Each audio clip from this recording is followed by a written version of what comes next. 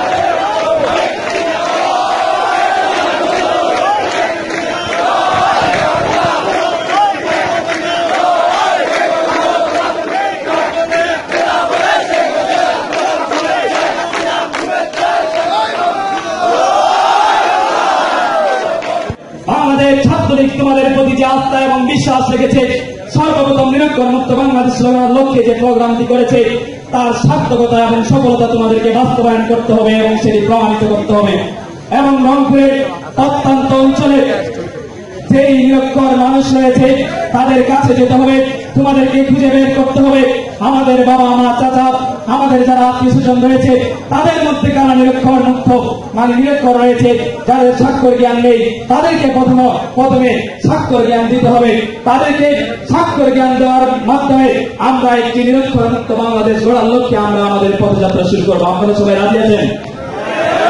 সবাই সেই নিরক্ষর মুক্ত বাংলাদেশ গড়ার লক্ষ্যে জাতির জনক বঙ্গবন্ধু শেখ মুজিবুর রহমান যে সোনার বাংলাদেশের স্বপ্ন দেখেছিলেন, এই সোনার বাংলাদেশের স্বপ্নের জন্য সোনার বাংলাদেশের জন্য সোনার ছেলের স্বপ্ন দেখেছিলেন। আমরা বাংলাদেশ ছাত্রলীগের নেতাকর্মীরা আমরা নিজেদেরকে মেধা মননে গড়ে তোলার মাধ্যমে এই এলাকায় সজীব ওয়াজের জয়ের জন্য আমরা মনে করি সবচেয়ে সৌভাগ্যবান এই জন্যই সজীব ওয়াজের জয়, সজীব ওয়াজের জয়। তিনি বর্তমান তরুণ প্রজন্মের, শুধু বাংলাদেশের তরুণ প্রজন্মের নয়, বিশ্বের অনেক তরুণ প্রজন্মের আইকন এবং